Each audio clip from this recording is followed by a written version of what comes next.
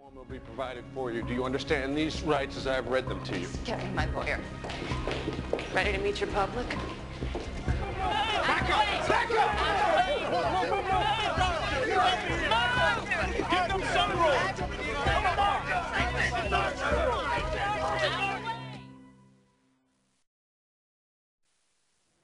Rib fractures consistent with a child who'd been beaten to death. That is a sad truth, Mr. McCoy, but my client's not responsible. Mary Calvin killed my baby. There are no cameras in here. You could lose the pretense. Your assistant could be a little more respectful. Your client could be a little less nauseating. So, this is personal. Is that what I'm gleaning here? Because where's your evidence of Sophia's involvement? Her child buried in the park. Her reputation, career, and social standing at stake if harm came to the child. And a $500,000 payment for disposal of the body. That was a loan so that Mary could pay her mother's medical bills. Paid in full in cash the day you left New York for Ojai. You want to explain that coincidence to a jury? Regardless of what Mary Calvin says or what purpose she claims that money was for, you can't prove murder. You got nothing. Sophia, explain your purpose in adopting Christopher Mogai. I thought I had a good life to offer him, and I wanted to shed light on the AIDS pandemic in his home country. Did you do any research before adopting Christopher? Months worth. I'd learned that 14% of Mamuno's 12 million people are infected with HIV, that the number of orphans is around 1 million. What happened when you brought Christopher home? When I came home from Mamuno, my agent called and said there were talks of a remake of Black Narcissus, and I was being considered for the Sister Claudel role, but I had to get in shape. So I left Christopher with Mary Calvin. When you returned home from Ojai, how much contact did you have with the child you thought was Christopher? Not very much. But I think Mary was keeping him from me. I mean, he was always a little sick or asleep. But she said he was fine and gaining weight, which was obviously a lie. Sophia, did you kill Christopher Mogai? I did not. Did you charge Mary Calvin with arranging to replace him with LaShonda Harris's baby? I didn't have anything to do with that.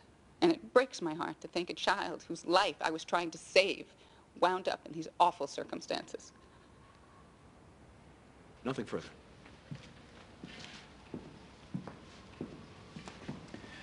You refused to let the child be photographed or allowed out of the house during the 6 weeks of your absence, didn't you?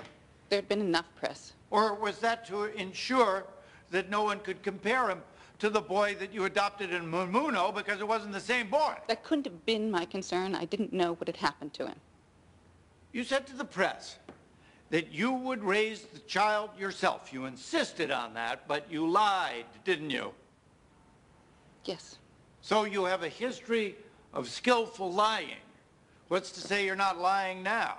I only lied to the press to steer attention to the orphanage, which resulted in $3 million worth of donations. And that was just to boost your career. Now the stakes are a little higher, aren't they? Mary Calvin killed my child and buried him. You killed your child and paid her to bury him.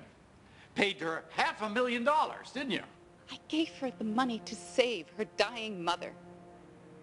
I never hurt Christopher, and I am incapable of harming or even raising my voice to a child. Just neglecting one to the point of being unable to recognize him. Your own adopted son, who you told millions of people would be raised as your own blood. I adopted Christopher to save his life, and others like him. I thought if my celebrity could serve a good purpose, then why shouldn't it? But it wasn't enough. And yes, I am responsible. Not for his murder, but for leaving him with the wrong person.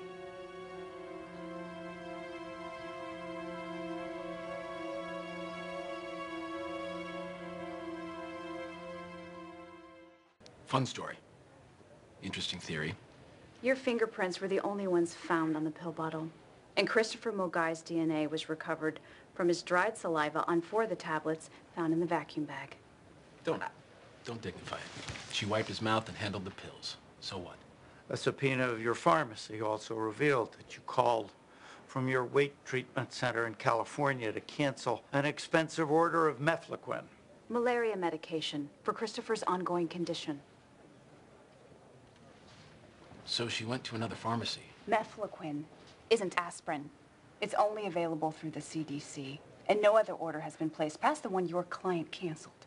Once you got to Ojai, why did you suddenly stop treatment for Christopher's malaria?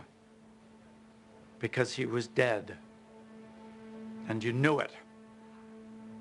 I canceled the order because... A vanity adoption, a hoodwinked father, and the child overdoses on your diet pills, you would have been pilloried in the press.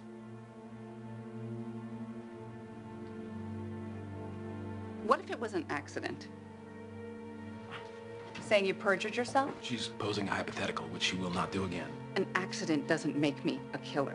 You might have been able to sell the adoption as simple goodwill and Christopher's death as maternal incompetence, but you replaced him with another child.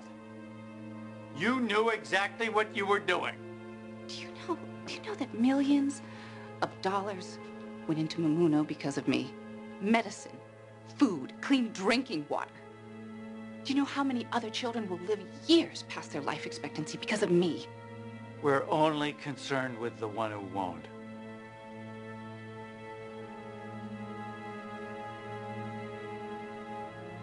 I did my best. Man too, 15 years.